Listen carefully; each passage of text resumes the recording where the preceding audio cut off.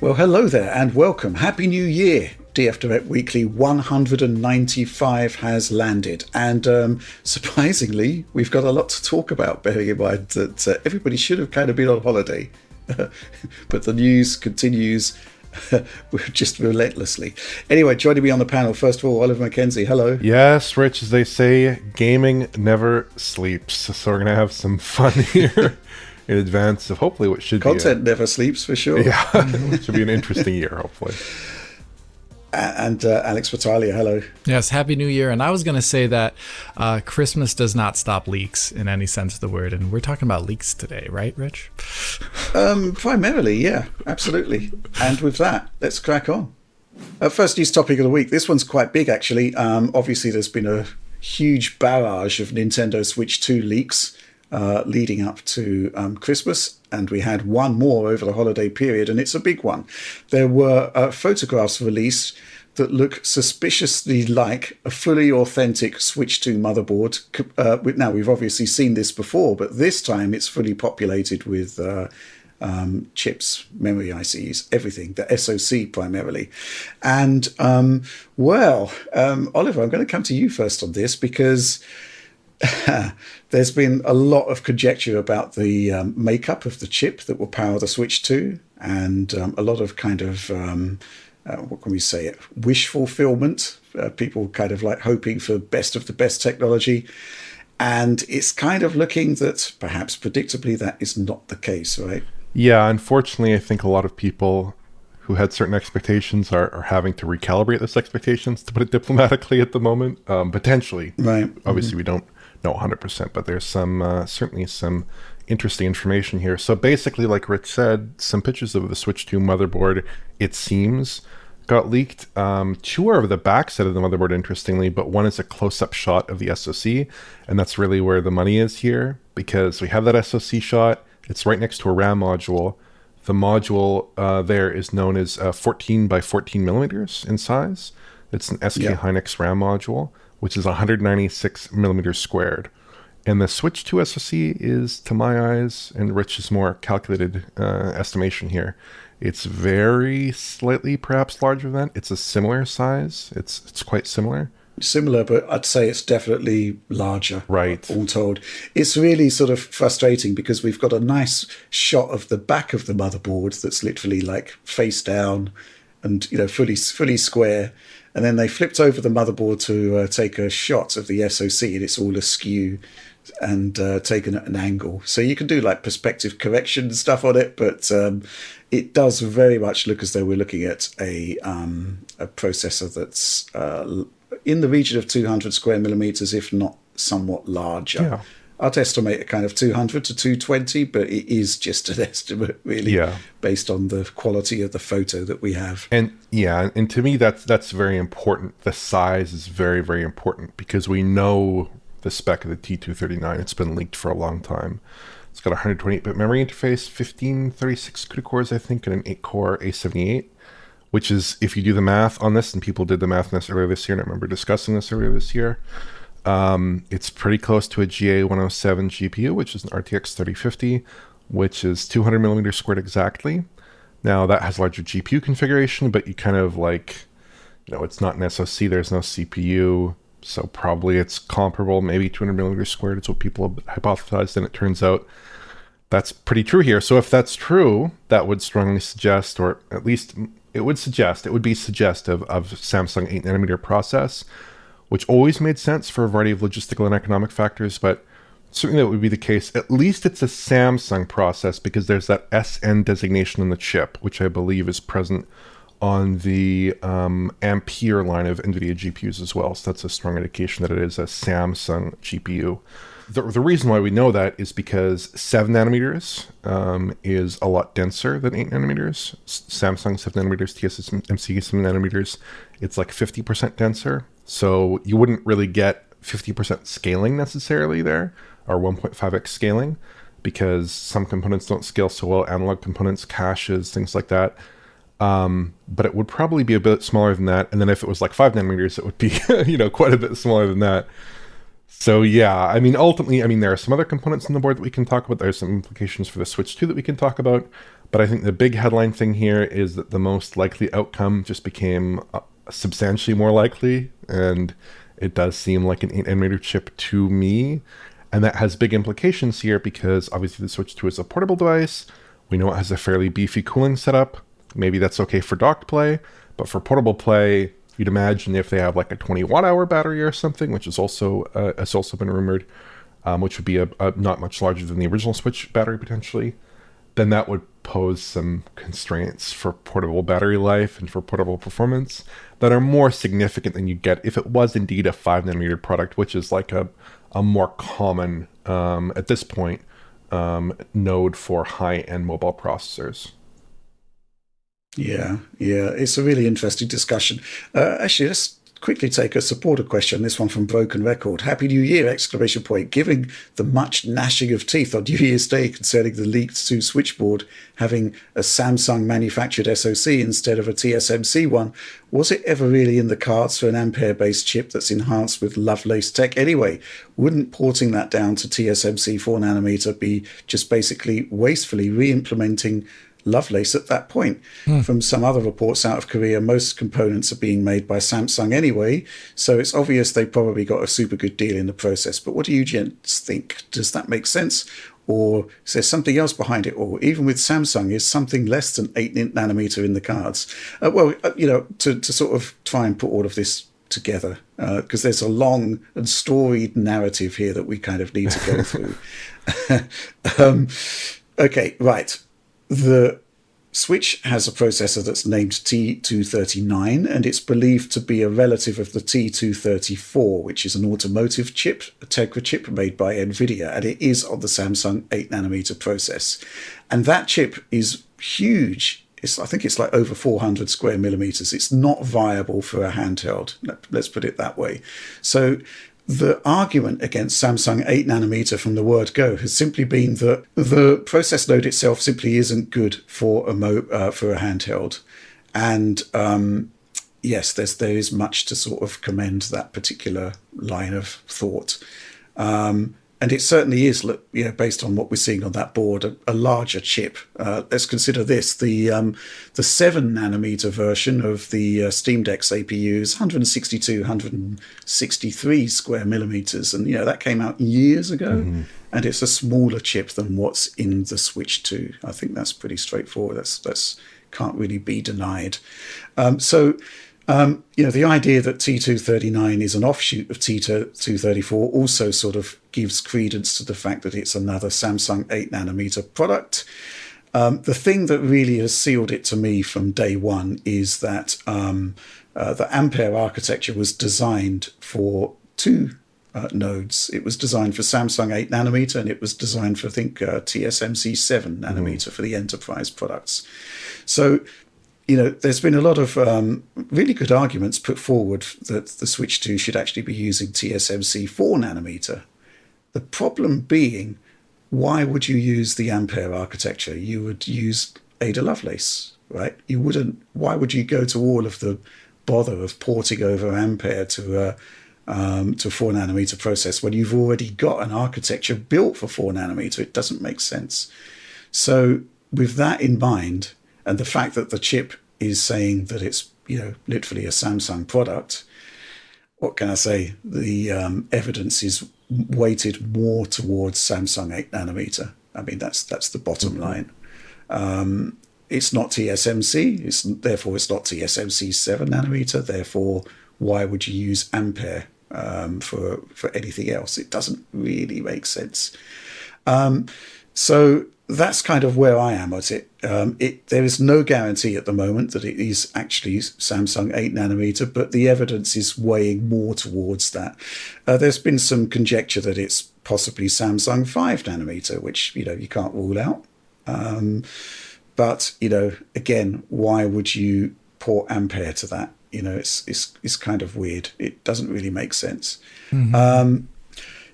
So the reasons why people have always sort of rallied against 8nm is that it's not particularly power efficient. However, it is cheap. The power efficiency side of things means that in order to get good performance or rather good battery life, you're going to have to lower the clocks very, very low. The one thing I will say about this is that all of the sort of power measurements that have been put forward to sort of rubbish 8 nanometer as a concept have been based on a power calculator for the T234. And that chip is like ginormous. I'd imagine that even if stuff is like powered down on the chip, it's still going to be there's still going to be quite a high power draw required just because the chip is large. That's kind of where things are at the moment. What I will say though is that my sources say that although T239 is mooted as an offshoot of T234, they were designed by separate teams, and pretty much the only thing they've got in common is the Ampere architecture. The CPU is different. There's a file decompression block for the console, which is kind of required for fast loading and fast asset management. So it's actually a very different product. It's not really a cut down T234. And if it was designed from scratch for the 8 nanometer process, you've kind of got to understand that the NVIDIA engineers probably know what they're doing. They would have designed the product for that process. They would have had specific power efficiency goals in mind. And we can see, I think as Oliver just pointed out, the cavity for the battery is actually very, very small. So it's not like, an Asus ROG Ally X or even a Steam Deck OLED. The battery isn't like colossal. It's actually seemingly quite small. So if it is like a 20 watt hour battery, then, just to get 2 hours of play, it's got all system components need to run at 10 watts max. So, that is going to be challenging for 8 nanometer, but obviously the designers would have known that going in. They would have been given that objective. So, all I can really say is that if it is an 8 nanometer product, let's not sort of completely write it off until we actually see it, right? Mm-hmm. I remember going back to when we reported the clock speeds for the Tegra X1 Switch 1. There was basically, oh God, this is a disaster. It's going to be rubbish. And lo and behold, the system's gone on to sell 150 million units. Mm-hmm. So, we've got to kind of wait for the product to see, what it's actually doing. And I think it's actually going to do really, really well. So that's kind of, also answers this question from Spodlude. Hey chaps, ! People on Reddit are saying that the motherboard image leak for the Switch 2 confirms Samsung 8 nanometer. I'm just a simple peasant. Could you please explain the apparent outrage about it being the worst node ever? I thought a node was part of one's lymphatic system. And last time I checked, none of mine were made by Samsung. I think I've pretty much explained there why. It's basically from a legacy perspective, 8 nanometer hasn't been proven to be particularly power efficient. I think the other evidence, which I think again you pointed out, Oliver, is that the cooling system seems to be significantly meaty, which does suggest there'll be a wider gulf between handheld and docked play. I think as I said, we just have to wait to see what the product's like. Have you got any final thoughts on the node there, Oliver? No, I mean, there are some things that could make it even more likely to be Samsung 8 nanometer. Like, obviously, Nintendo is very interested in low-cost products. And I kind of suspect that there aren't a ton of customers for Samsung 8 nanometer at the moment, just because it was not a terribly popular node to begin with, and it's not used for that many products. So they could be getting a good deal, shutting down, chip fabs, nanolithography lines to retool them for different processes. Costs a lot of money, big opportunity cost there. Maybe Nintendo's getting a deal. Maybe they have some allocation that is favorable for them in that respect. I don't know. To me, it seems like we already know so much about the hardware here. There are very few elements that we have any degree of uncertainty about, really. And I'm really just interested in the software side of things. Like, how do games look? Is it going to provide a generational leap for consumers? Can it pull off last-gen software in a form that's similar to PS4 and Xbox One? Is it doing a credible job in current generation games? Like, I think those are all questions that are much more important here, personally. And I do feel like, the proof will be in the pudding when we actually finally see those games. Maybe that will quell some disquiet about this Samsung 8 nanometer news, or maybe it will will only get more severe potentially if that news is not good. But there are some other components in the board here as well, because we do have some shots here that are a little bit more comprehensive than just the SSD die.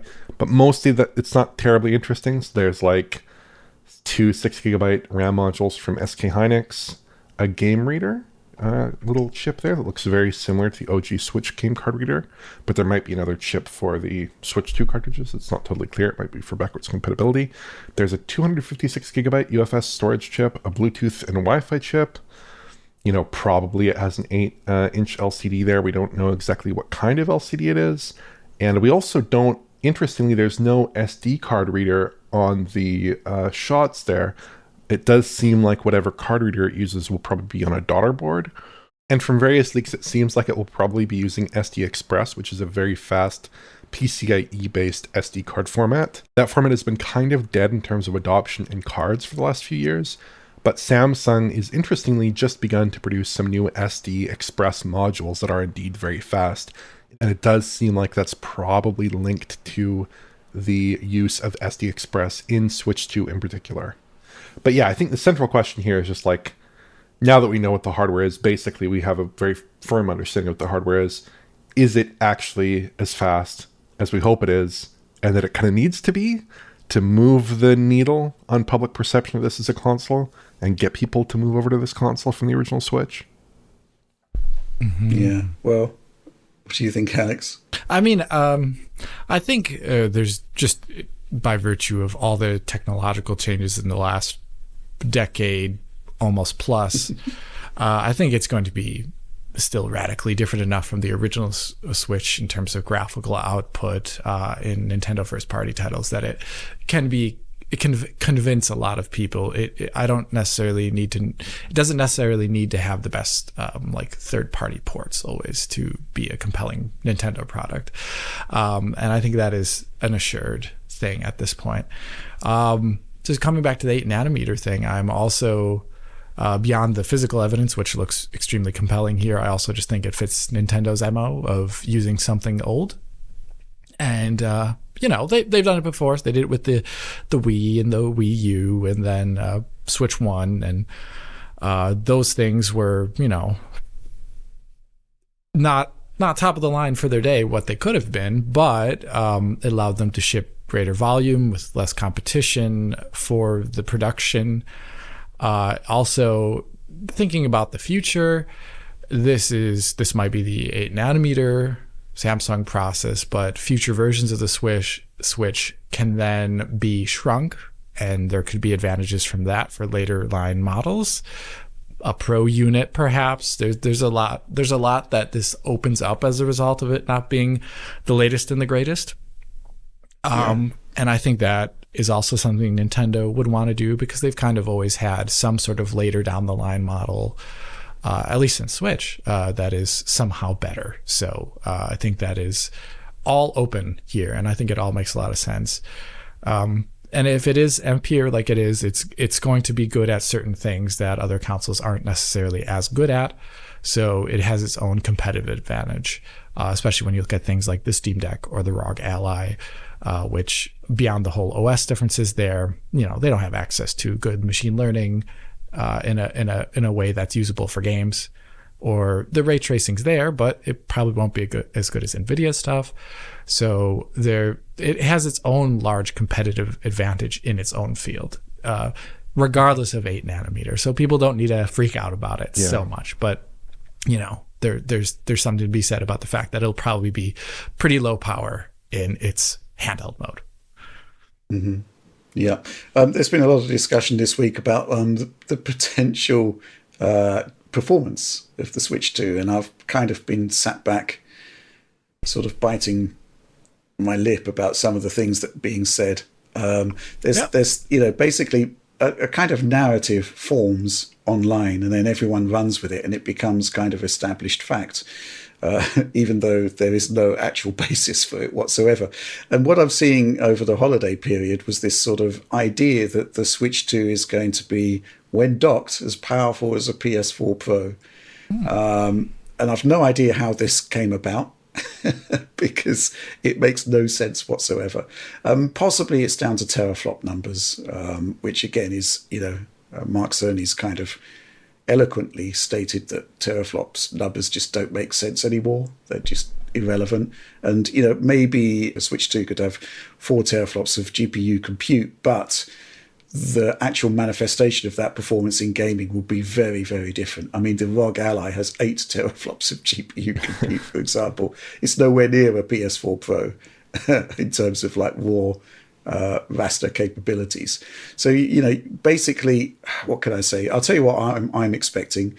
I'm expecting a lot of PS4 ports, and those ports will be running at a lower resolution than the PlayStation 4 version internally, but that won't matter, primarily because you've got DLSS to kind of upscale back to a decent resolution.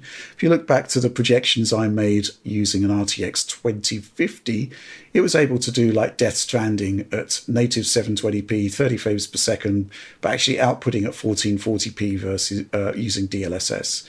So, that isn't PS4 Pro levels of performance, but it doesn't really matter because the output is still going to look really, really good. Honestly, I think we probably will see Death Stranding. I think we'll see a lot of PS4 games appearing on Switch 2 because it's in that kind of ballpark in terms of what it's capable of doing, especially with DLSS factored into the equation. We've also had, of course, those comments from Activision, from Bobby Kotick back in the day, that it is kind of like a PS4 class device. Where things will actually get really interesting is how it is essentially a much more modern chip, however, with ray tracing features, with machine learning features, and therefore, similar to what happened with, the Switch 1, ballpark performance similar to like Xbox 360, but you actually got a lot more out of it because it was a more modern architecture. Yeah. Supported modern APIs, that kind of thing. Oliver, what do you think about this? I mean, PS4 Pro, I guess maybe people are still hoping for like a 4K-like output. Yeah. I don't see it. It does remind me a little bit, I remember, because I was guilty of this myself at the time, of reading threads about the Nintendo Revolution in like 2006. Oh. And how, they have parallax mapping, they have bump mapping, they have something special that's going to take it above and beyond the Xbox 360, and it's going to be a really special device in that respect. But no, I don't think it'll be as powerful as the PS4 Pro. I don't think it'll be quite there. I think ultimately, like, it will be probably a system that's more comparable to I would assume a base last generation console. And I would also think that the way that it's going to be deployed is going to look very different to any of the last generation consoles or current generation consoles in terms of the upscaling technology that's used, in terms of the kinds of machine learning technologies that might be deployed in the device, in terms of the internal resolutions of those games, it'll all look very different. So I wouldn't really be too keen to necessarily draw direct comparisons to any particular piece of hardware there. But I think a lot is just going to depend on how good is DLSS here, operating from very low resolutions, upscaling content. We know it can be very good in PC, but is it a little bit lighter on the Switch? Because we know that DLSS is a fairly demanding process on this kind of variety of hardware here. And I think ultimately, if as a 1080p screen and a 4K output docked, I would expect that in a lot of cases you're going to be temporally upsampling to something that's lower than those resolutions, and you're going to be upscaling from there, a naive upscale from there, like a bilinear Langshos upscale. You need to calibrate your expectations properly and also probably accept a lot of 1440p to 4K upscales, even in less demanding software like Switch 1 software potentially. And that's something that I think if you actually see the results on screen, it's not that bad. And indeed, scaling 900p or 800p even to a 1080p panel, an 8-inch 1080p panel, doesn't necessarily look that bad. So yeah, I would really just caution here. I think it's nice they probably will have high resolution output support for those lower spec games, especially if they do have some specially optimized version of DLSS that can, let's say, upscale to 1440p or 4K in a manageable amount of time for this hardware. That's really a central question here. But I would pour cold water on the idea that this is going to be pulling off Red Dead Redemption 2 at 1440p 60 or something. It's we need to be measured about this stuff. I don't think it's going to be quite there. That would be awesome. Yeah, I think the other thing to bear in mind is like, PS4 Pro is on 16 nanometer was like drawing, I think it was like maximum 170 watts from the wall. The Series S, 7 nanometer, potentially a better process than the Switch 2, draws like 80 watts from the wall. The Switch 2 isn't going to be drawing 80 watts from the wall. let's just make that clear. Cool. I think it would be, yeah. You have this sort of overheating device, sort of extra radiator in the room. That would be funny. But yeah, I mean, I think the other thing just to bear in mind is the thing that, I was going back to your Impossible Switch ports video from last year, or videos rather, Oliver. And, ultimately the triumph of the Switch has basically been that it's a fixed platform that developers specifically target. And the result of that is that we saw some phenomenal results from hardware that had no business producing that kind of experience. And yet it did. And I think we're going to see the same thing again. I think another video you did, Oliver, which sticks in my mind, is where you compared your iPhone 15 Pro games to the same games running on Switch. iPhone 15 Pro SoC is like light years beyond Tegra X1, and yet the Switch was holding up fairly well. Yeah. Again, it's the advantages of a fixed platform. So there's a lot of comparisons going on between Switch 2 and ROG Ally and Steam Deck. They're not actually that comparable, even if they are sort of built on similar underlying PC-like technologies. It's a completely different ballgame. Anything to add to that? I've been taking a look at some iPhone games recently, including high-end iPhone software, like Grid Legends is a game I'm taking a look at, and I'd be kind of very, very surprised if Switch 2 in comparable titles wasn't delivering a substantially better experience in terms of not having some of the compromises we do see on iPhone. Because even though those iPhone versions, sometimes in some respects, they are kind of coming close to those PS4 versions or Xbox One versions, the resolution hit is massive. The settings downgrades are often quite significant. Even if they do pull off a reasonable version of the game in the end, they're not quite there. And certainly, relative to what developers are squeezing out of that Tegra X1, it's not nearly as compelling. And in this case, you have so many interesting technologies from NVIDIA that could really push things a lot further. So yeah, I would expect this thing to still outclass a lot of mobile devices in this category. Maybe not that PC handheld high-end necessarily, but certainly other portable devices, especially fanless portable devices, I'd expect it to do a substantially better job then. Mm-hmm. Absolutely. Okay, let's move on to our next topic. Okay, so we're sticking with Nintendo here. They've released a patent. There's an upscaling patent from Nintendo's European Research and Development Wing, actually. And obviously, in the wake of all of the Switch 2 leaks, it is of clear interest. Now, Alex, you've taken a look at this. And I just skimmed the first couple of pages and it looked to me like Nintendo was trying to patent DLSS. Yeah. But it actually turns out that they're trying to patent a lot of different things, and it's a bit of a mishmash, and none of us have really got any idea how this actually got passed as a patent, but please go ahead. Yeah, so like Rich said, it is the people on the patent as well as the name of the company is Nintendo. It's I think at least three very French sounding names, maybe Swiss sounding names, maybe French speaking Belgium names. I really don't know. Three gentlemen at least working at Nintendo's European office there, and their research applied machine learning as well. A number of them have been working there for quite a while. And the patent does describe, I would say primarily within the first few pages, it's really obvious that it is describing just via imagery until it gets to later on with the body text. It's describing a machine learn assisted upscale from a lower internal resolution to a higher output resolution. And the very specific called out numbers throughout the entire document, which I'll get to in a second, are 540p to 1080p. And the description is basically breaking up the screen into small tiles, much like a convolutional neural network would do, and then running it locally via inferencing here on some sort of, and they describe actually tensor cores extensively throughout the document. They call them out. They call out CUDA as well too.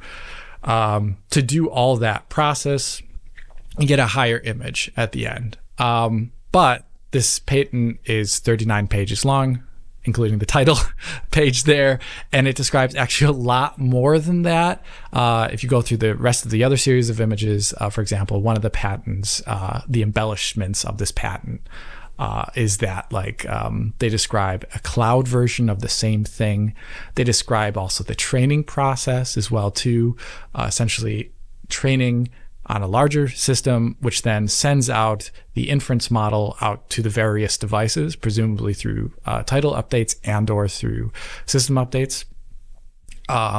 They describe a lot. There's a lot more, but some of them are more device specific that I kind of want to get into now. So one of the things that makes this patent different than like standard DLSS is that the pure description of the flow that they show there doesn't actually describe anything with motion vectors or anything like that. And that's actually directly referenced at one point in the patent itself. Let me just call that up. Sorry, I've got it right here. They call them the various kind of like sub versions of the patent, like the little bits in it, that because it's such a encompassing thing, they describe them always as embodiments of the patent. It's a great phrase. And this is referenced, I believe, maybe on page 27. It says, in certain example embodiments, as in certain variations of this patent, the initial image may be rendered or otherwise generated with motion vector information or depth information, e.g. Z-buffer data. This information may be used to improve the resulting converted image quality. Such information may be, in certain example embodiments, added to the activation matrix, which is part of this like flow there, towards the beginning, that is created based on each pixel block. So the patent does describe also a DLSS style, but another thing that it references, that which would be using motion vectors and previous frames as a result of that. But it also does describe a single image being upscaled with a machine learning network to a higher output resolution, e.g. video, e.g. It would also represent things like a kind of dumb upscale that uses machine learning. Oliver referenced earlier, like a bilinear or Lanczos style, simple, somewhat higher quality-ish than just a linear upscale. But this describes, basically, it doesn't need to just be machine learning DLSS style upscaling. It can actually encompass upscaling video content, singular images. It can encompass upscaling textures. It can encompass a whole lot of things. It's an extremely broad patent as a result of that. That's why I'm shocked that it was even allowed to be a patent, because surely there is existing work in this field. But either way, so it does describe DLSS. Another thing that it describes is that it says exclusively throughout the document in each of these figures, for example, 540p internal image being brought up to 1080p at the end, but they explicitly call out that that is just a representation, can represent the fact that the device, the handheld device, will be a lower resolution than the potential connected output device, a la Switch or Switch 2, where the device is lower resolution than the potential output screen that it is attached to. They call out very specifically 720p to 1080p. They also call out 1080p to 1440p. And a whole other variety of things like 480p to 1080p, 1080p to 1440p, 1080p to 4K, and 720p to 4K. So they're kind of trying to cover every single DLSS mode in here. And I can't believe this is all in a patent, by the way. It is very like super specific and overly broad at the same time. Okay, another couple of things that they call out that I think are pretty interesting is that, as Oliver talked about earlier, and as we've shown before in the past by looking at, I made a video ages ago, and Rich looked at this too with the 2050, that DLSS itself is really expensive to get up and running in its full desktop quality form on a low power chip. And this patent, at a variety of, in multiple parts of it, too numerous to call out, does actually draw attention to the fact that this is a compute heavy process as well as a bandwidth heavy process, which a a low power device using low power RAM chips, DRAM as they describe it, may not be able to do within 1/30th of a second or within 1/60th of a second. They don't use millisecond numbers here. And it calls it out that the network that they're describing here is specifically targeted to doing it within 1/30th or 1/60th of a second on a low power chip. So if it is potentially different than standard DLSS in this aspect, where it might be cheaper. But at another section of the later part of the patent, they describe very specifically one of the embodiments of this patent is that the model, based upon real-time data coming from the game engine, can be switched out in real time or prepared ahead of time programmatically to use a lower quality upscaling model to fit within a certain frame time budget. So they're describing if the game, for example, exceeds, the game engine sends out an image that exceeded 16.6 milliseconds or something like that, or 33.3 milliseconds, this theoretical switch to game device would then use, in this moment, a lower quality upscaling model to get the final 1080p output image, for example. And this is describing not dynamic resolution scaling, but it's describing dynamic deep learned upscaling. I don't know how to describe it. Like the model's being switched out in real time to a lower quality one so that the frame time can be kept up or the frame rate can be kept up, which is wholly new. And I don't think we've seen that anywhere before. I've never seen that described anywhere before. But I thought that was wholly interesting. And it may be an aspect of the Switch 2 that we hadn't really thought about.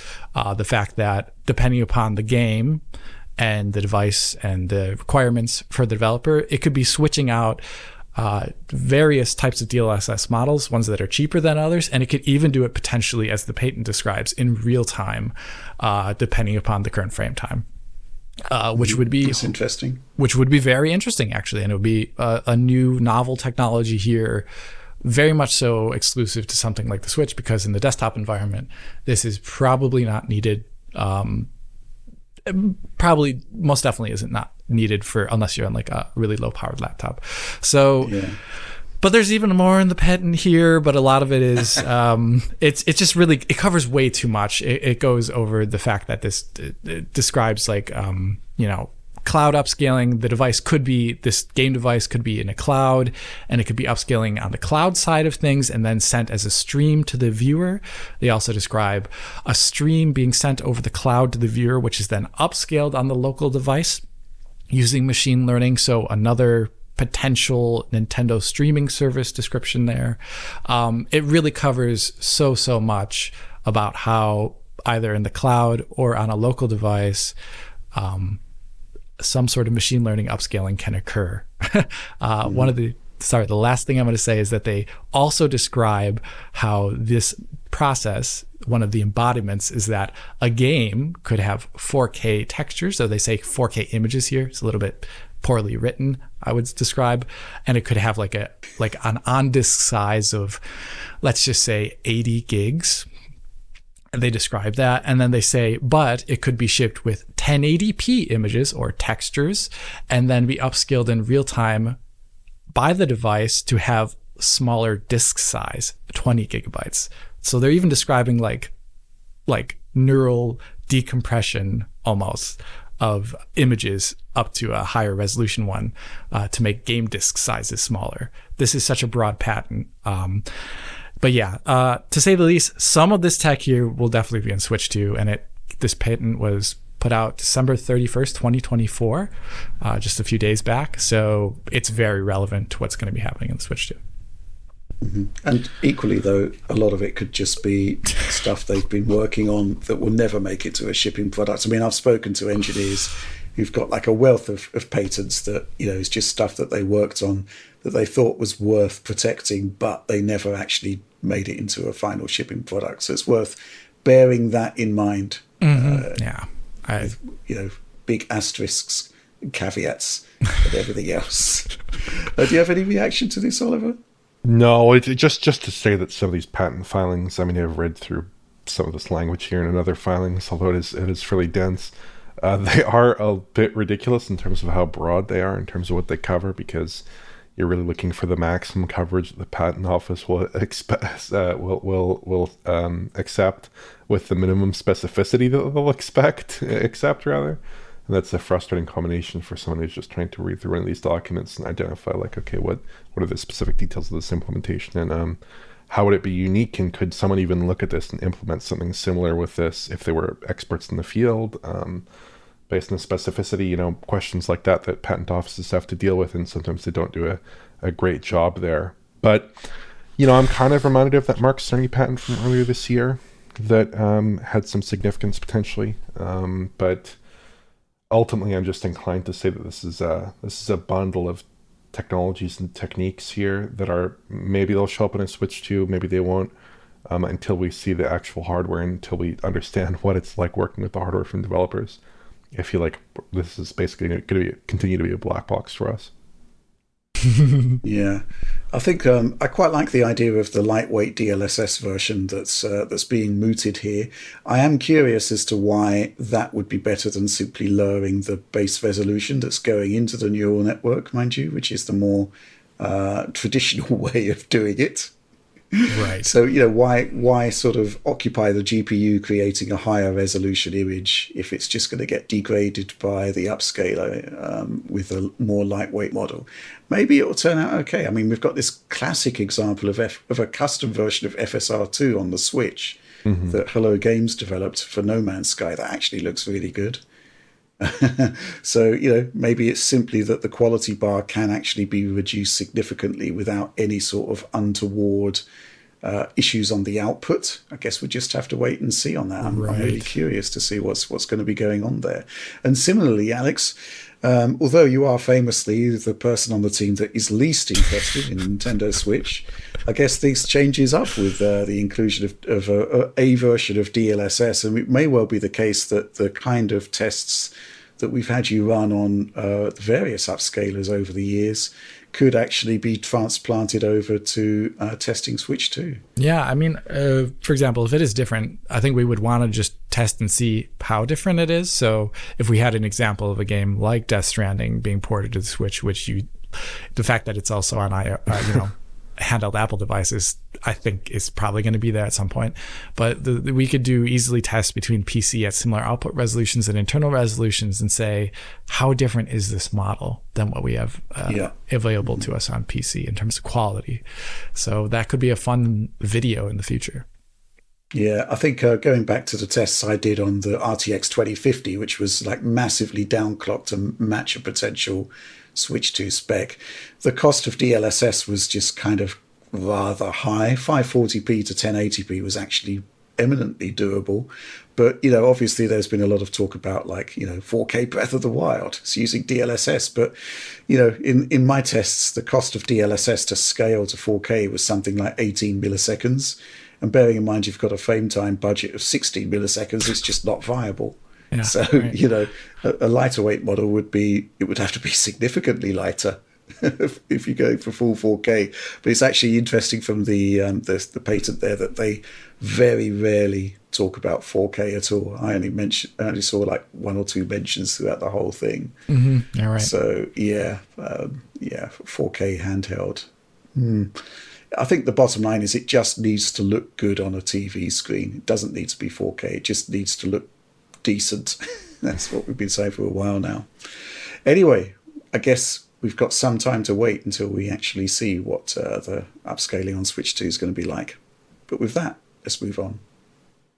Okay, so over the Christmas period, interesting to see that a higher quality version of Grand Theft Auto 6 Trailer 1 actually emerged via, I think it was Bilibili. Oliver, do you want to talk about this? Yeah, it's kind of weird, and it's unfortunate that Rockstar didn't sample us a higher quality version of this trailer for press purposes, because that would have certainly been very useful about a year ago when we were taking a look at this initially. And certainly, I do think this higher quality version of Bilibili does reveal some potential details here, both in terms of the artwork and in terms of the lighting techniques and things like that were not necessarily as clear in that original showing. Like, I think here you get a much better appreciation of the reflections. They do seem pretty high fidelity in general. It seems a little clearer here that the SSR is layered on top, at least in some instances, like on the water surface. You see that several times throughout this trailer. But for glossy materials, metals, paints, plastics, things like this, you're definitely seeing some RT reflections, some triangle RT reflections in there for sure. I think it would be very hard for it to be another technique there. But one thing I thought was interesting here, based on Rockstar's history with shadow tech, is that there are some interesting things about the shadows. Like at 46 seconds, you can see some pretty clear evidence of screen space shadows on the pedestrians, which I don't think we've seen in prior Rockstar games, actually. But only some are shadowed there, some are not. And that's kind of a hack, so that's to be expected, I guess. But there's also some aliasing, like Alex pointed out in the shadow maps in our original coverage, which says they are using shadow maps here, but it's not super conclusive to me after looking through this trailer if they do have a kind of variable penumbra effect simulated, like we saw in Red Dead Redemption 2 or the current generation versions of GTA 5 without the RT shadows enabled. Because in a lot of scenes, they look kind of uniformly sharp, like at 106. There's a flagpole that casts a long shadow, and it looks kind of equally soft throughout there. But it could just not be captured effectively in some of this trailer footage. And some of the shadows do look very high resolution. I'm just not seeing that convincing fall off effect that we saw in some of the Rockstar titles. But yeah, I mean, I think this looks amazing overall. The interiors also stand out to me, because if you look inside those rooms, they look really, really good, like really good. And the lighting matches there as well between the exteriors and the interiors. So is that real geometry? Is that ray tracing based? Is that something else? Some parallax strip? We don't know at the moment, but there is some interesting detail that came out of an earlier leak which suggested that many of the building interiors may be explorable in this game, which would indicate maybe that that's real geometry and that they are explorable in game. Potentially, at least some of them would be explorable in game. But I think this still looks like absolutely amazing overall. The scale, the size, the complexity of the world, the lighting, and all that incredible artistry, that Rockstar Games artistry, like even just like the curvature of the roads and the placement of the shrubs, everything just feels so lived in, and that artistry is just absolutely top notch, especially if it ships like this on PS5 and Series X. But I will say, as one kind of final note here, in 2023, this really blew me away. Like, I thought this was just incredible, and I kind of wondered how they could achieve it. But we've seen stuff like Marvel 1943 now previewed. We've seen Hellblade obviously released. We've seen Death Stranding 2 previewed. We've seen even a tease of the new Mafia. And the idea of a game that could look like this on consoles with multiple ray tracing effects, potentially one or more ray tracing effects, it's not quite as unbelievable to me. But I also think that the difference there is that this game is going to push a lot of systems and open world mayhem that probably those other games will not even come close to achieving in much more static environments. This game is kind of the polar opposite of something like Hellblade, where it just is a completely uncontrolled environment potentially that needs to maintain a high performance level in spite of all of its complexity and detail. So yeah, I mean, I'm super excited to get my hands on it. Rockstar says it'll be 2025. Take-Two says it'll be 2025. We'll see about that, because these games do tend to ship, and a lot of journalists who seem to have some information possibly do not think it'll make 2025. But hopefully we'll see something on it later this year outside of that initial trailer. But I do think this showing is like, it looks really, really good here. I think it'll certainly be one of the most impressive, if not the most impressive, flat out open world games ever released. Like, it just looks awesome here. So, Alex, I received a message from you on Slack this morning at 8:37 a.m. Where is the GTA 6 higher quality trailer BTW? I supplied you the link. You have presumably downloaded and looked at it. Do you have any thoughts? For sure. I mean, I'll echo the thing that Oliver said with 2023 watching this. I think this is a weird thing to say, but I almost want to say like the YouTube version did it more favors because it was so hard to make out some stuff. So like Oliver was saying, he could see the places where now at a higher bit rate where the smaller scale visuals line up with expectations. So it doesn't look unbelievable anymore, but it still looks great, right? And I think that is like one thing, like obviously back in the old days, if you posted on forum, people would post their little like 230p GIFs, however you pronounce it, and be like, look at this game. And it'd be like, well, of course, if you string something down, looks pretty amazing. But either way, that was my key takeaway actually, beyond the things that Oliver talked about, was the image quality seemed much more realistic because of the bit rate of the trailer revealing I would say like kind of image quality we've come to expect this generation. Like it wasn't like perfect. There was a lot of aliasing here or there. Camera moved beyond the fact that it has motion blur. Also showed off like just like a general, like a low precision kind of like hazier, softer look.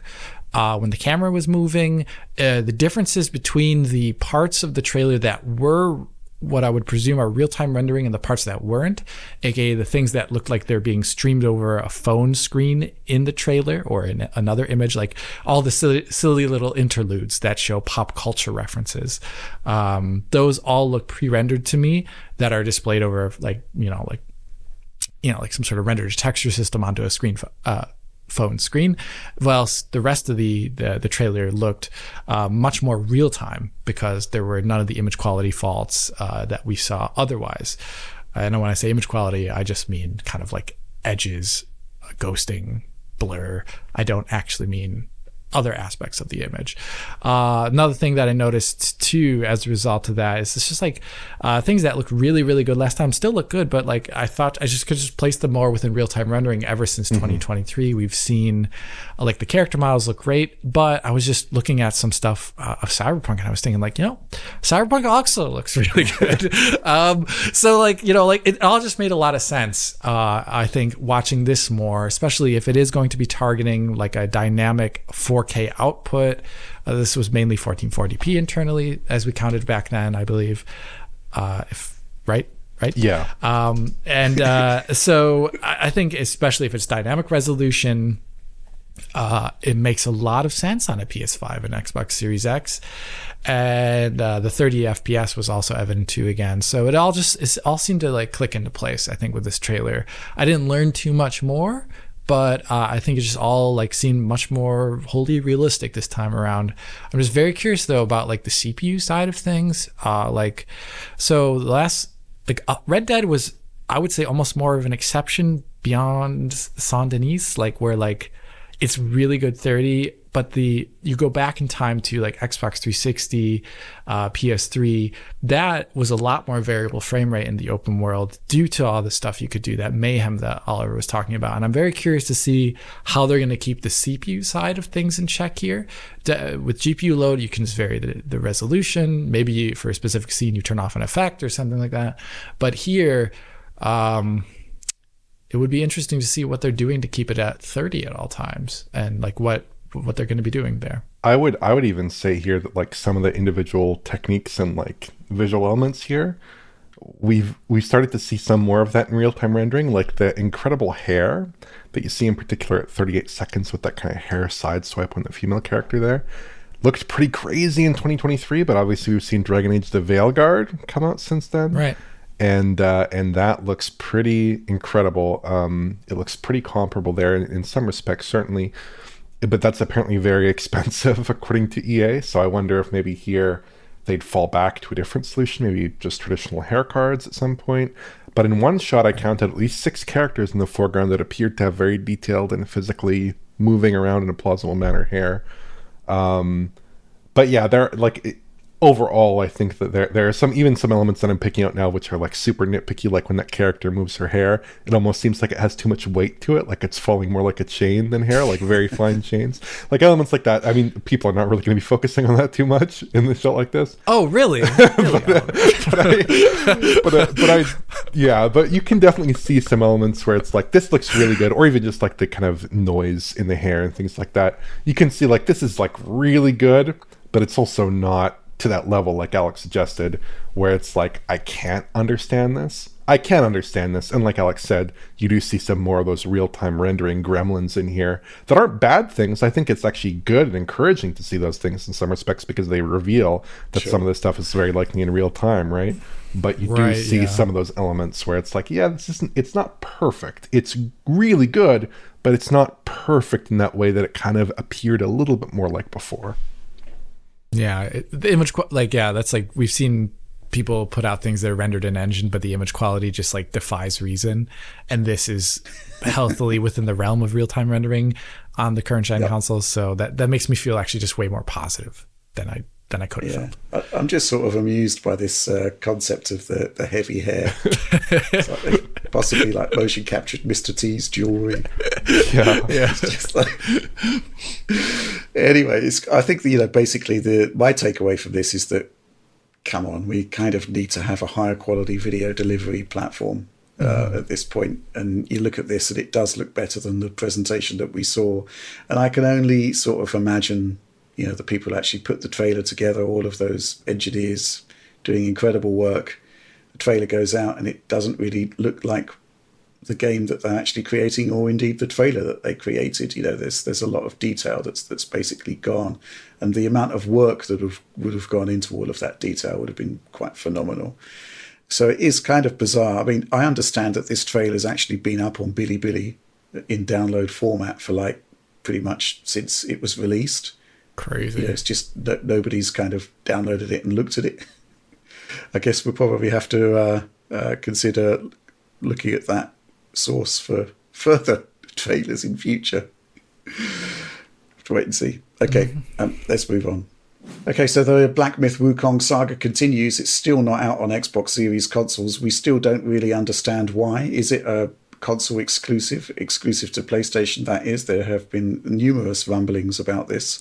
We've actually heard that story ourselves. Is there actually issues with the concept of the game being ported to Xbox because of the need to produce an Xbox Series S version, which I believe Microsoft ruled out back in the day? Oliver, new evidence has emerged that does suggest that maybe the Xbox Series S is a reason, right? Yes, and I think this always makes a lot more sense here, because the way the developers were talking about the game initially didn't really suggest they had a PlayStation exclusive deal. In particular, when they were talking about it, they were talking about it in a bit more of an open fashion than you typically see with exclusivity deals. Usually when exclusivity deals are arranged, there is kind of like some communication to the press that this is an exclusivity deal in some form, and they don't want to talk about other platforms at all. They say they defer that question. So in this case, I think it was evident through some public statements. Then, of course, there was this messaging from Microsoft that was a bit contradictory, where they said we don't comment on exclusivity deals from other partners. So that was certainly very confusing here. But yeah, I mean, basically they're implying here through their statement that 10 gigabytes of memory is too little, in particular because they don't have console optimization experience. And that makes sense. I mean, it's just a very short snippet of what he's saying here. But it does make sense to me, because the Chinese game market is mostly oriented around PCs, and the developers seem to approach Wukong from more of a PC-first perspective. And they're speaking to maybe they don't have console optimization experience in that team there. That would be very helpful in translating a game to a Series S. But I do think if they had approached maybe this project with the Series S in mind from the outset, which it seems like a lot of developers are doing, maybe they would have had an easier go of it, because there are a lot of other UE5 games that are shipping this generation, almost all of them, on consoles as well as PCs. And obviously in this day and age, that implies shipping on Series S as well.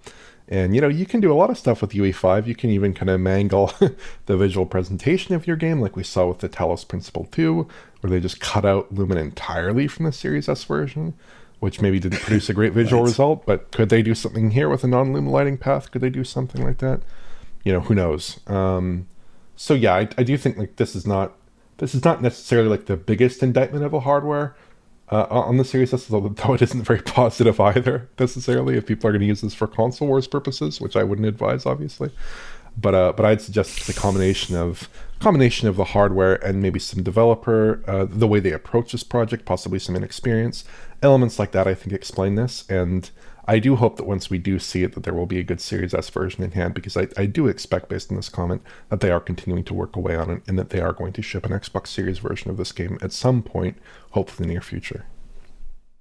Yeah, absolutely. I mean, when I looked at Black Myth Wukong running on a GPU broadly equivalent to the Xbox Series S, it was doable. You could produce a good version of the game. The issue being that GPU had 8 gigs of memory, and the PC surrounding it had another 16 gigs of system memory. So in terms of GPU performance, I don't think that's ever really been an issue. But the memory side of things, getting everything into however much memory the Series S has available, that is a lot more of an onerous challenge. And Alex, correct me if I'm wrong, but there have been a lot of memory optimizations made to Unreal Engine 5 since 5.0, which is the version that Wukong is using. Yeah, I mean, Wukong is also like the reason why we saw some of the strange, well, I wouldn't say strange, but it just like legacy aspects of the version of Unreal Engine 5 it was using in the stuff like the way the foliage rendered, their choice of not using VSMs, which maybe made sense in some way. That would have been another very large video memory cost incurred there. So like I think for their version of UE5 that they're using, that is at least presented to us in the PC space that we can look at, porting to Series S would be even more challenging than it would be from the latest versions. And, they beyond that, they weren't using things like hardware lumen on PC or on the consoles. The textures were good, but, there was also like some weirdness there on the PS5 version originally, like where the game also had an awful sharpening filter, but like the textures were like in an in-between place there on PS5, which didn't make sense. We had yet to see games that shipped on UE5 on consoles that had like degraded textures versus the PC version. It just wasn't the thing that we saw. So it seems like they were struggling with other aspects here. So I don't think they are the be-all and end-all of people to be talking about, console optimization or something like that. Still, it is another kind of indictment against the Series S, which is the core thing we've heard this entire generation, is that you can scale the GPU, CPU is more or less the same, but the amount of memory you have to allocate for a game is actually like one of the core challenges of Series S, and I still think it's gonna be the challenge in the future. I didn't see this game as particularly memory ambitious or something like that based upon its design, but other games, like when I looked at like something like Baldur's Gate, I kind of could understand it a bit more. This game isn't, I mean, it plays a lot. Like you could imagine a game like this with a lot decreased fidelity on a PS2 in terms of its game world design, but obviously all the textures and all the everything else makes it into a next gen game, right? So that's the way it is. And I really wish it wouldn't be used for console wars though, because as Oliver said, like this is just one point of data when we have other points of data of really great UE5 console conversions. Senua is probably really good up there, where they made the right choices at the right frame rate. This game could target 30 FPS there. There's a lot of things that could be done and still have it look good. Right. Mm-hmm. Yeah. There is the thing that sort of sticks out to me, Alex, is that when we were looking at the PC version of the game, correct me if I'm wrong, but it actually ran just fine on 8GB GPUs. Yeah, it did. And yet we had the situation where the textures were degraded on PlayStation 5, which has a lot more video memory available, potentially. So, yes, it does sort of, and indeed all of the other sort of technical choices and issues that we highlighted in Black Myth Wukong on PlayStation 5 did kind of hint at a developer that hadn't really done a major console release before. And some of those issues were kind of addressed in the patch update that you looked at, Oliver. Yes. But then again, some of them weren't. So, there is this sort of sense that, as this post kind of hints at, that, console games just isn't really their thing. They don't have that years of experience of working with consoles, which may have had an impact on this, which is certainly an interesting perspective. The patch, Oliver, was really fascinating. I'm still sort of struggling with the concept of a 60 frames per second performance mode using frame generation, meaning that one of the key points of actual performance, input lag, will be lower than the quality mode or the balance mode. That was sort of a bit of an issue that I've never quite got my head around. And it's even using frame generation to get to 60 on PS5 Pro. So there's a lot of technical issues, and it looks as though, it had an impact on PlayStation 5. We still haven't seen Xbox. So, who knows? I guess the concept of the exclusivity deal, I mean, if Wukong suddenly appears 6 months or a year directly after the PlayStation version, then that would kind of like be highly indicative evidence that there was some kind of deal in place. But it does seem to be like just a basic post here from the developer saying, yeah, 10 gigs of memory, it was a bit of an issue for us. We don't have the experience to actually make that work, which seems like an eminently plausible explanation. But at the same time, we don't know the nature of any potential exclusivity deal that was with PlayStation. It may have been a case that they helped them to get the game into shape for the PS5 and to get that game out there. Who knows? Any final thoughts, Oliver or Alex, before we crack on? No, just to say, like Rich said, the PS5 version of Black Myth Wukong is kind of okay-ish, sort of. No, yeah, it's all right. PS5 Pro is better especially now. Yeah, the problem, as I see it, like some problems still remain from launch. Some of the sharpening weirdness has been fixed, and there's a new balanced 40 FPS mode at 120 hertz output. But it still runs at 45 FPS at 60 hertz. There's still frame gen in that 60 FPS mode, even though I think, Rich, you showed off pretty well. You know, it could probably do something in the region of 60 FPS without frame gen, or at least, you know, most of the time getting there with comparable GPUs. Yeah. The thing about the frame gen thing is it doesn't lock you to 60, which, you know, kind of defeats the point. I'd much rather have an actual 60 FPS running at a lower resolution that leans into upscaling. But obviously they looked at that option and decided not to do it. It's which is certainly curious. Also, there's just some weird like FSR targets, like the resolutions they're going to don't always make a ton of sense. Like this generation, I think we've seen developers lean really heavily on FSR, for better or for worse. But I think in this case, maybe you could lean into it a bit more to achieve higher frame rates, better visual targets, instead of doing like they have one mode. Their performance mode just runs at native 1080p. Which to me feels like very strange in this age of temporal upsampling to do native 1080p instead of, like, for instance, trying to do some upscale to 1440p, or even, you know, trying to achieve a native non-frame gen performance mode at, 1080p with a 67% TSR or FSR upscale. That seems to make a lot more sense to me. So there are just some decisions in there that are like non-standard, a lot of decisions that are non-standard. I should say a lot of decisions that aren't kind of keeping with best console practices as we understand them in the year of our Lord 2025 at the moment. So yeah, it's a little weird, understandable, but I would still like to see some of those issues addressed, perhaps through some more post-launch patching here before potentially that Xbox version gets released. I'm just chuckling at the year of our Lord. Yeah, DF gets religious. It's an Alexism that seems to have permeated through the entire team. I'm so sorry, everyone. Yeah.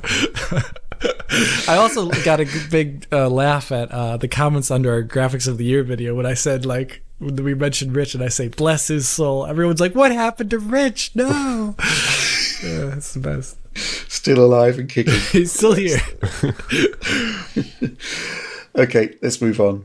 Okay, well, all it says on the sheet here is AI stuff with Oliver. Oliver, you've been tracking the progress of artificial intelligence, machine learning, productivity tools, all manner of stuff in that particular space. And you seem to be quite excited about the latest developments, right? Yeah, well, I just wanted to really highlight one thing in particular here, because there are so many things to talk about. But the last time I talked extensively about AI on the channel was almost 2 years ago in March of 2023. That's the last time I did a big video on it.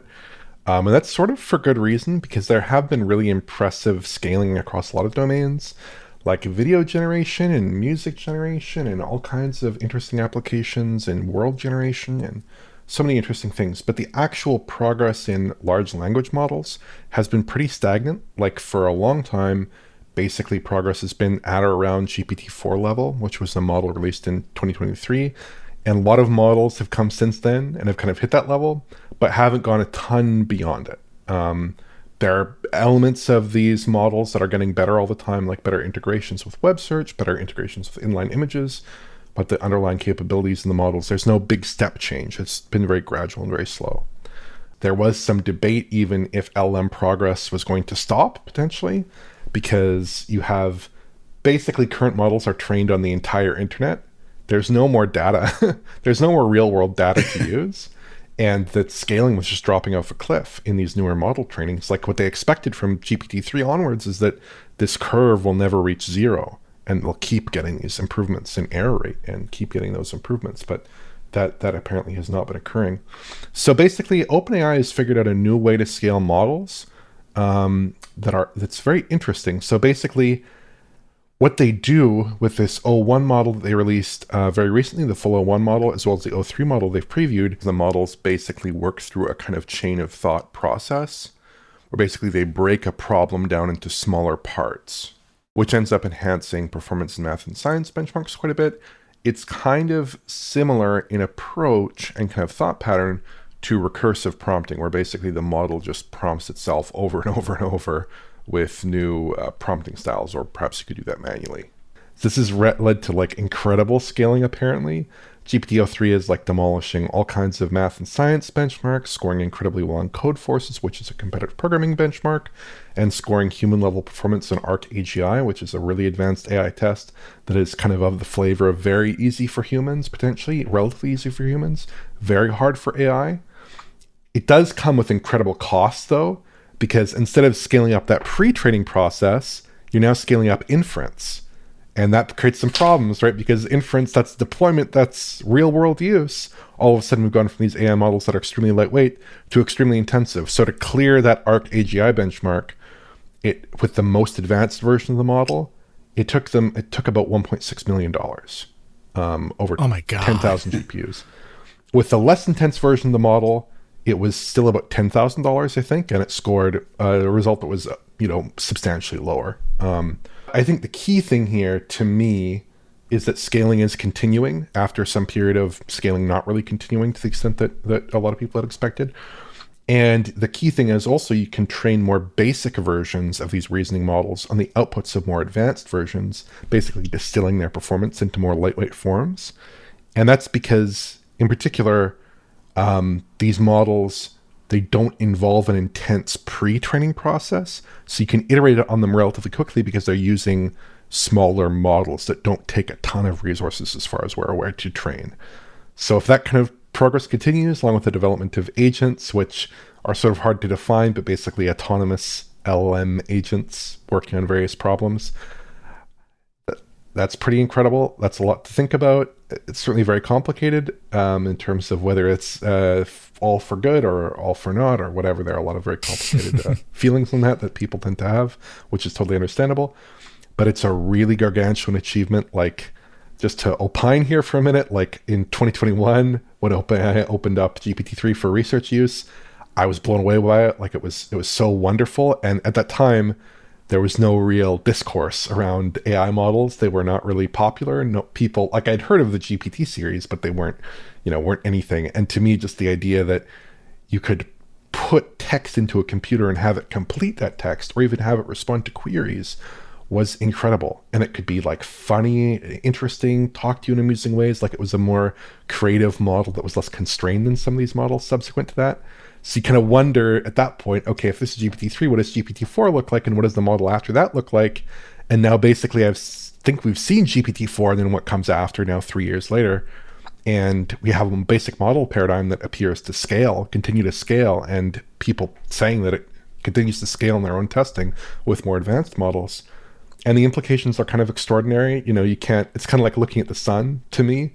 You can't really think about it for too long, or else your brain will get spun out into different places. But personally, I think it's like very compelling. And we can talk about other AI advancements, of course, but like, to me, the essential thing is like, we've finally seen progress across LLMs, and we're finally getting that improvement that I think people wanted to see for a long time. And that has enormous implications for a lot of fields. Basically, they've run out of data to train from. So they're basically training from answers that it's asking itself, via questions that it's asking itself. This is kind of mind-boggling. Yeah, so basically, this is sort of conceptually related to some earlier experiments where people were basically getting better outputs from GPT when they basically asked GPT to think through its reasoning in kind of subsequent prompts and try to think step by step. Like here, it's really that step-by-step reasoning process that they've baked into the model that is an iterative, kind of predictable reasoning process that isn't self-prompting, but is sort of conceptually somewhat similar, that's getting you these results. Like, I'm sure it's obviously a lot more complex than that. OpenAI is not talking about it in very much detail.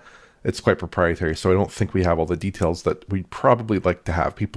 Other researchers are trying to work it out at the moment. Basically, it is just scaling up that inference process in a way that we didn't know could happen necessarily, or that it would work.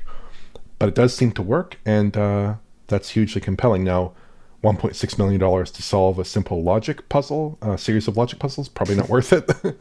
But I think that these costs will go down very quickly. And yeah, it's very interesting, very compelling.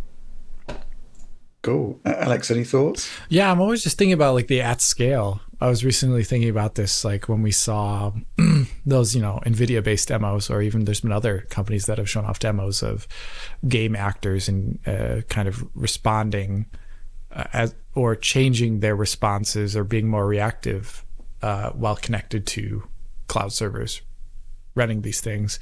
And I've always wondered, like, how do we achieve this at scale for games in a way that is reasonable?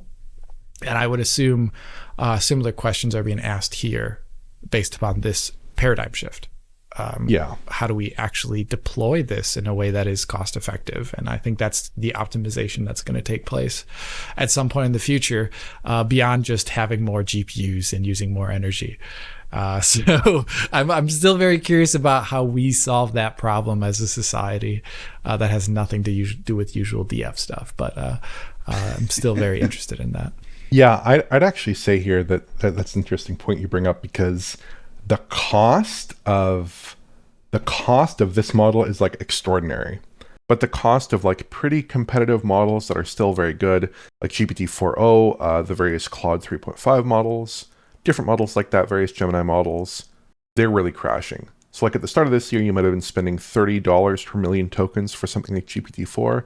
Now you're talking about like $2.50 for a model like GPT-4o, or even a lot cheaper than that with some other models, including the very impressive DeepSeek V3, which just came out, a new Chinese model that only cost like $5 million to train, which is pretty interesting.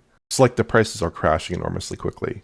If you wanted to do most applications with any kind of a game focus, certainly conversational NPCs, that's stuff that like really you could do with a local model that only consume like 2 gigabytes at the moment, because people are getting so efficient at compressing these models down, or some API call that is like trivially expensive that maybe you wouldn't want to pay that cost for the lifetime of your product without some input from the user, but it would not be a very high cost there. But to your point, like I'm very greedy. I'll admit I'm very, very greedy about this stuff.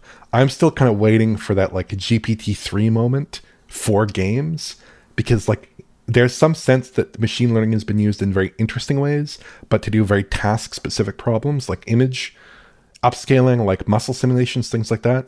But I'm kind of looking for something that's completely transformative. I don't know that we'll get it anytime soon, but I'm still looking for that. Like changes how we think about game and game graphics in the same way that large language models, to me, completely change the conversation around what a computer could do and what they're capable of. Now, this new capability that we previously didn't know and was in the realm of sci-fi. Now we have it, or at least to some extent we have it. That's kind of arguable, but it's like very compelling and interesting.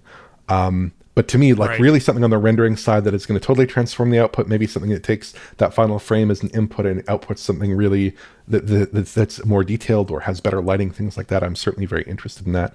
But there are a lot of recent gaming applications, like there have been attempts to basically hallucinate an entire game, or attempts with various models to hallucinate an entire game, which you've seen with Minecraft and Doom. There's also this incredible project from Google DeepMind, where you can basically hallucinate a playable interactive world prototype that maintains coherency for like 20 or 30 seconds, maybe a minute. Very interesting, where you can kind of prototype things and explore different virtual worlds, but only for a brief period before it starts to fall apart, unfortunately.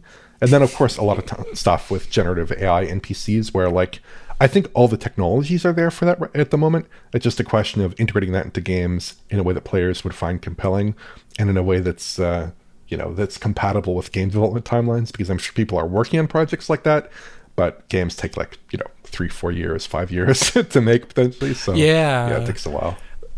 Like when we saw those tech demos, like their proof of concepts of the entire idea of games that will have been started their development at some point in time nowish earlier, and we won't see the fruits of that, let alone in a way that is integrated deeply into the gameplay. Like that obviously that's the entire point of that demo, but making an entire compelling experience about that, where it isn't just a bullet point on the back of the box, but it's actually the reason to sell the game in the first place. I feel like that is a huge challenge, and we'll see it maybe, I hope, soon enough. Yeah. Okay, good stuff. Okay, right, now let's move on to supporter Q&A, which is the part of the show where every week I ask our supporters on Patreon to pose their questions. We choose the ones that are that are best, or other ones we're best equipped to answer. And, well, let's kick off with this one from Patrick Young. Season's greetings. The recent furore over the Intel Arc P580 has gotten me interested in building a cheap PC around it. Trouble is, it seems the last couple generations of Intel CPUs have issues. I would like to have an all-Intel living room box, but with recent compatibility and performance problems, I fear I may end up creating a Platinumous product instead, fusing an AMD CPU with an Intel GPU, something which I wouldn't have thought conceivable even 5 years ago.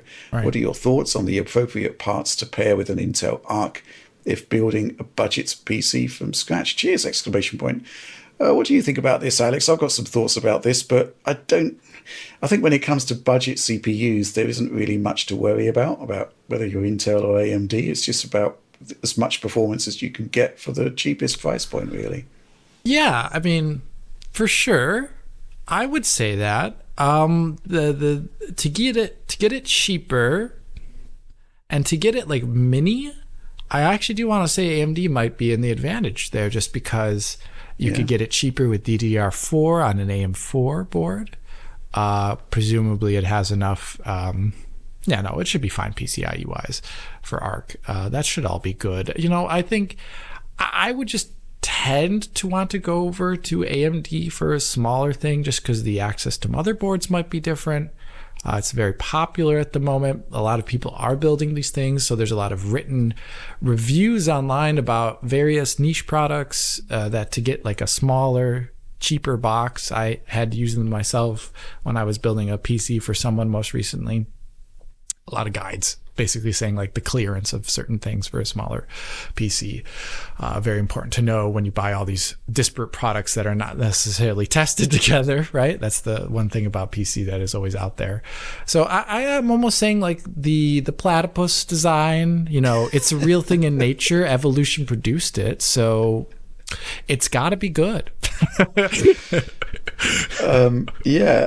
Oliver, you've actually had an Intel CPU, one of the contentious ones. Have you had any issues with it? Not yet, although I have installed the updates, and also I've reduced the wattage to 160 watts on that CPU. Right. Just out of an abundance of caution, at least if I'm doing a benchmark on it. Obviously I remove that, but if I'm just doing my normal day-to-day work, I want it to consume a little bit less power, not just for the stability issues, but also because I have a liquid cooler on there, but it can get pretty toasty at 250 watts even, because that's a lot of wattage for a processor. But yeah, I would agree. I think the AMD CPUs are where I would like to be at the moment, especially with Zen 5. I think it's a very good architecture, very power efficient architecture, very compelling certainly for a PC build of most kinds there. But I think on the CPU side, it definitely comes down to cost. On the GPU side, to me, it kind of seems like there's this question of, do I go with an ARC card potentially, like a B580, that is a relatively cheap card? Maybe has some questions around drivers and things like that may pose an issue potentially in the future, or may be okay in the future. You're kind of rolling the dice a bit on that. Or an AMD or NVIDIA card, obviously, that has less of those questions, but definitely costs more money for similar performance. So I think there are some questions there. Hard to answer. Depends on your own proclivities, depends on what games you like to play, depends on a lot of those things. But I could totally see an AMD Intel GPU build being the most sensible option for a lot of people who are in this position at the moment.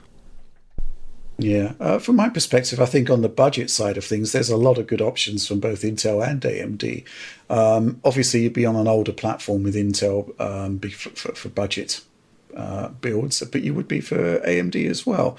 Right. On the Intel side, anything from 12400 in brackets F, to 14400. Those are all really good chips, 6 cores, 12 threads. Lots of gaming performance there. On the AMD side, you've got the 5600, the 5600X.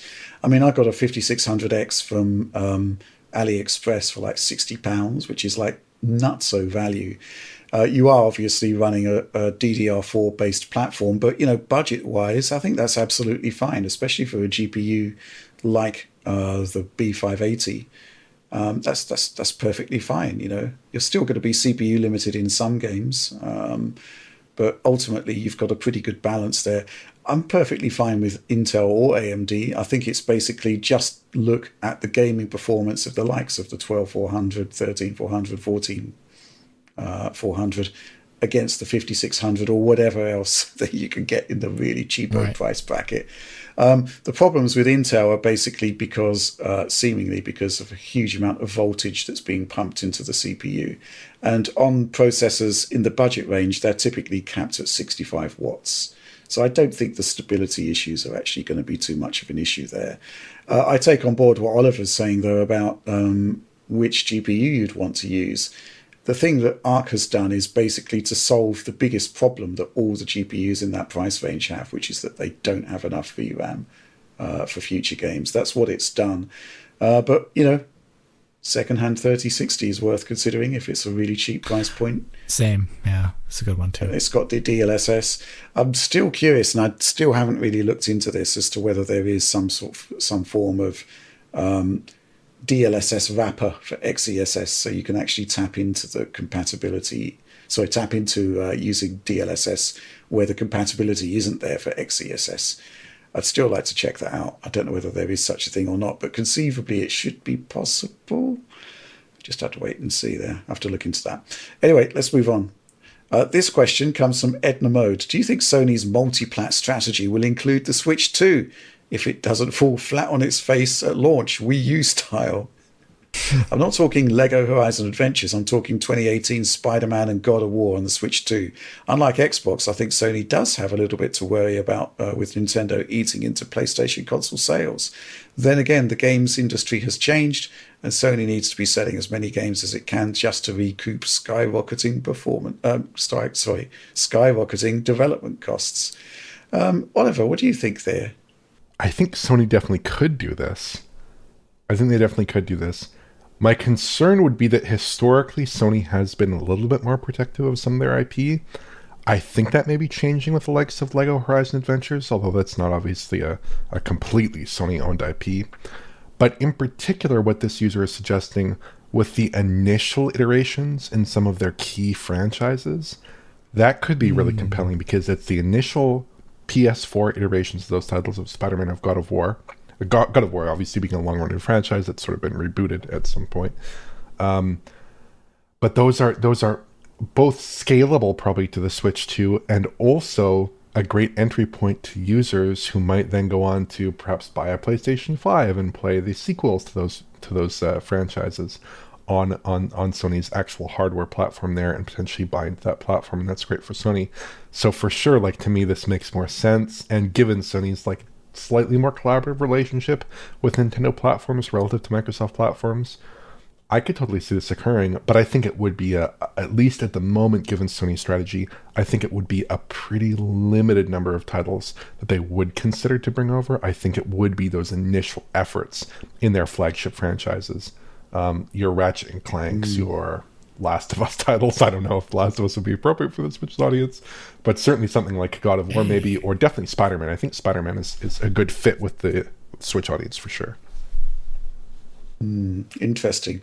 The thing about the Switch, obviously it's sold a huge amount of units. The other thing about the Switch is that it is a lot of people's secondary console. They have a living room gaming setup, like a PlayStation, for example, but they also have a Switch because it's just a really nice device to take out and about, or if you want to game without occupying the main living room screen. So I'm wondering if there is a certain degree of competitiveness there that we're not actually factoring in. They could potentially sell more units, I guess, by getting people to double dip, but that's a lot of money to ask of people. I suppose the concept of bringing older games onto Switch 2 does have merit, right? There is some good reasons to do that.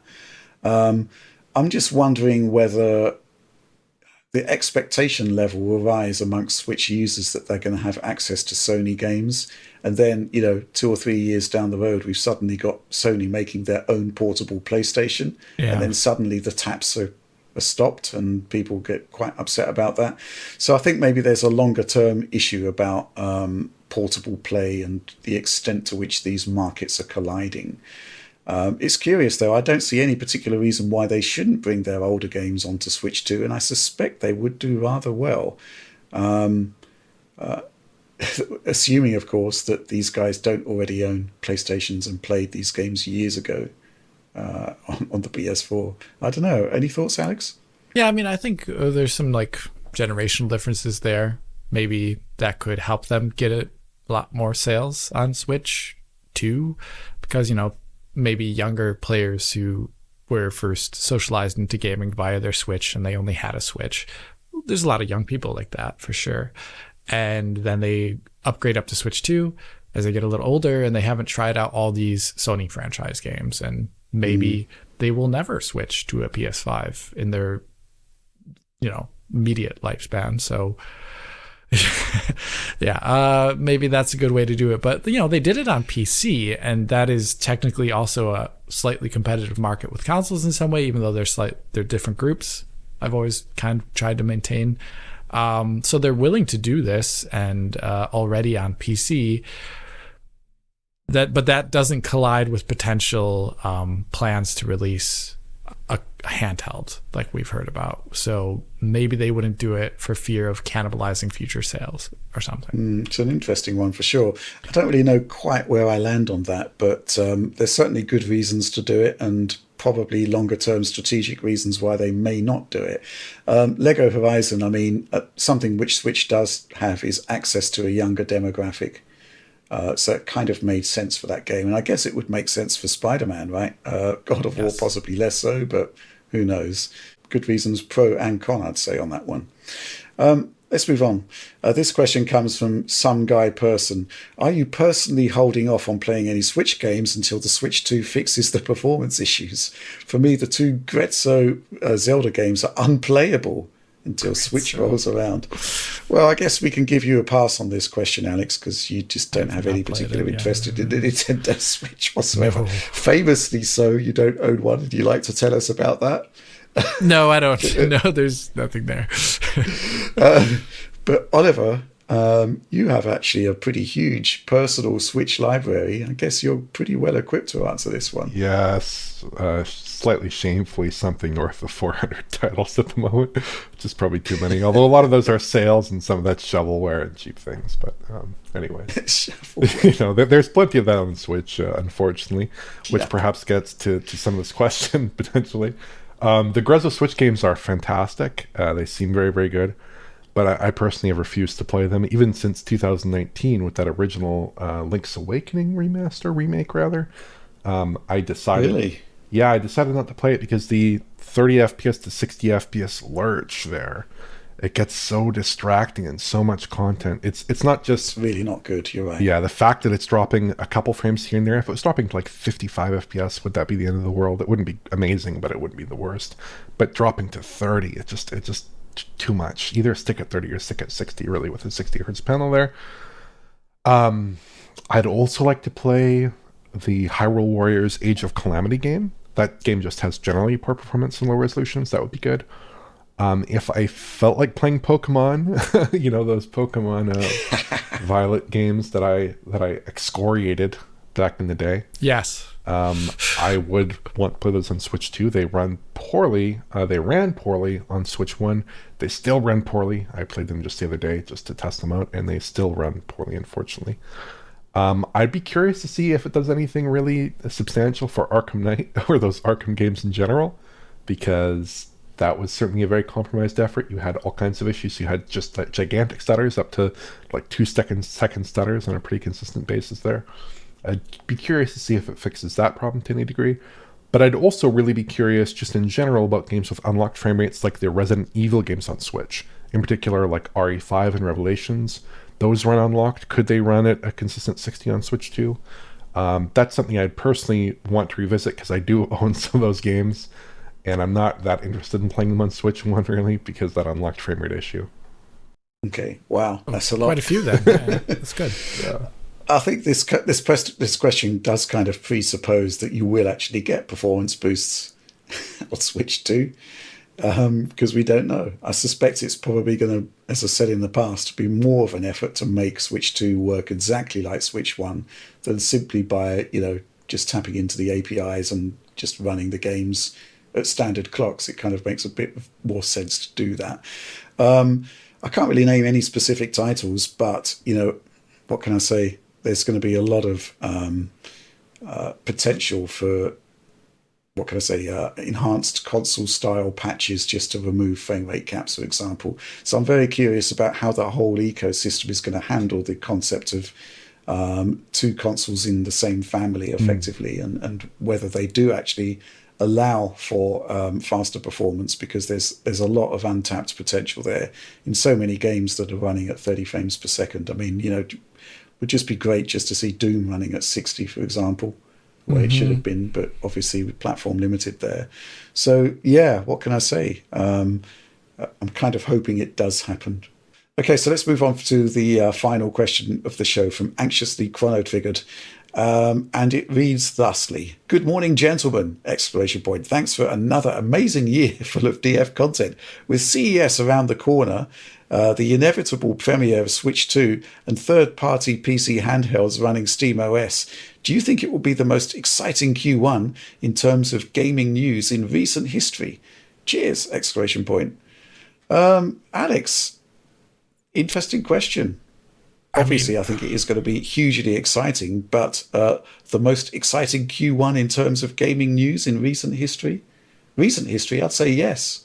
Recently, yes, sure. I mean, 4 years ago, 5 years ago, PS5 reveal? Was it, how long ago was it now? I mean, that was pretty interesting. It was like UE5 mixed with PS5, right? At the same time. That was pretty interesting. Yeah, there was that sort of similar time window. I think it was Q1. Obviously, the road to PS5 was. Yes. Yeah, can't quite recall when Unreal Engine was. Maybe that slipped into Q2. I don't know. Yeah, it might have been a Q2 thing, but that was like another really interesting time. I guess now we're going to be getting new GPUs across the board almost.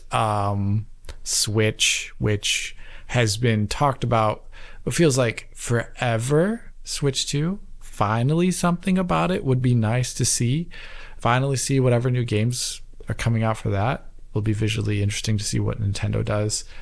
I mean, personally for me, I'm not super excited about this quarter one, but we'll see. Maybe I'll be surprised after CES and be like, wow, this is the best thing ever. So I'm not so excited, to say the least. You're not excited. I'm not super excited. I'm intrigued by a variety of things, but I kind of want to see them before. Like, I don't get super hyped about stuff in general. This is like my MO at this point. But I like to be a little bit more timid and then react after the thing occurs. So you're poo-pooing any potential super excitement? Yes, I will poo-poo any. I guess I've been burned so often about like getting excited about stuff. Not jaded, but like you just like you get a little older and you realize, calm down a little bit. Don't get too excited. You could be disappointed. Okay. What about you, Oliver? Yeah, I mean, of the things that are mentioned here, I am really excited about SteamOS handhelds, possibly SteamOS console boxes as well, potentially, maybe down the line a little bit.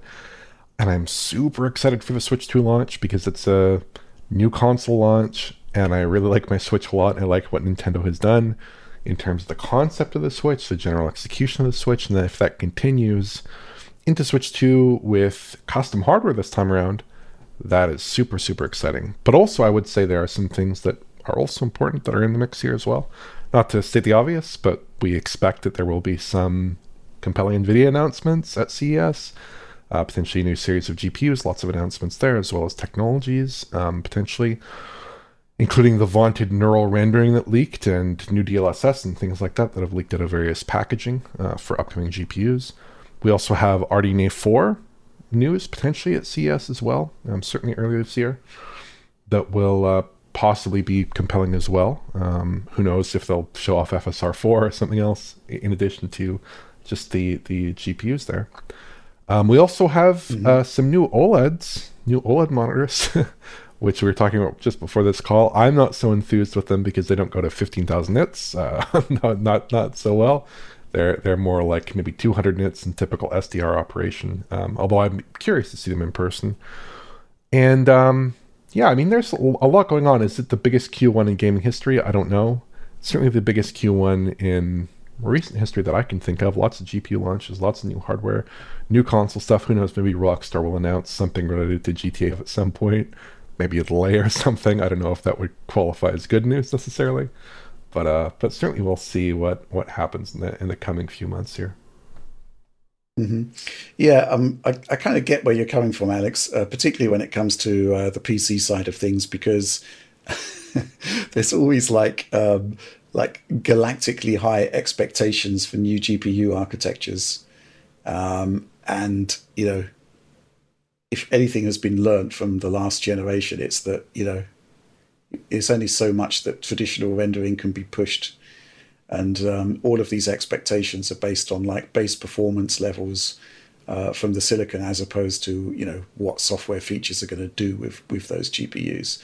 So yeah, I mean, you know, AMD have come out and, well, they haven't come out actually. It's just been leaked that the next high-end GPU from them is going to be called a 9070, which automatically sort of sets expectations based on NVIDIA's 70 class.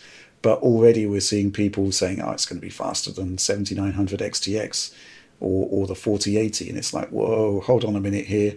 You know, realistically, what can be achieved at this point, bearing in mind the kind of slowing down of generational leaps. Yeah, so there's got to be a certain degree of expectation management.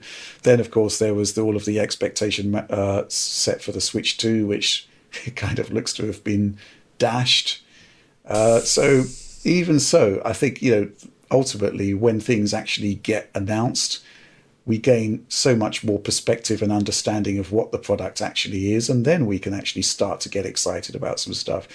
NVIDIA side, I mean, the leaked specs for that we've seen for 5080 and 5090, the 5090 looks like just a colossal beast of unprecedented proportions, but the 5080 is basically half of a 5090. So what can we expect from that? We just don't know. However, the software side of things on NVIDIA just looks to be going from strength to strength based on the leaks that we've seen thus far. You know, what is neural rendering? How can you improve on DLSS when it's already by far and away the best upscaler technology out there? That's going to be interesting and exciting to see. Switch 2, you know, regardless of whether it's a Samsung 8nm chip or not, I ultimately care far less about that and far more about what the games we're going to be seeing on it are going to be like. And that's really exciting. So, you know, there is a lot going on there, and there is a lot to get excited about. What can I say? We're here for it. That's what we're here for. That's why I'm still in this game after so long, and I am quite excited about it. Probably not super excited because you're quite right, Alex. Expectation management is key in this business. But, you know, there's a lot to look forward to. Anyway, that was the final question, therefore the end of the show. So please do like, subscribe, share on the off chance that you enjoyed the content. Ring bells for potential notifications. But really, we're asking for it on the assumption that it's actually going to boost our algorithm results. DF supporter program, that is of key importance. Join our amazing community. Get early access to DF Direct Weekly. Early access to a bunch of material, actually. Bonus stuff. Lots going on there. High quality video downloads of everything we do. But that's all from us on this one. Thanks for watching and supporting Digital Foundry. And of course, we'll see you next week.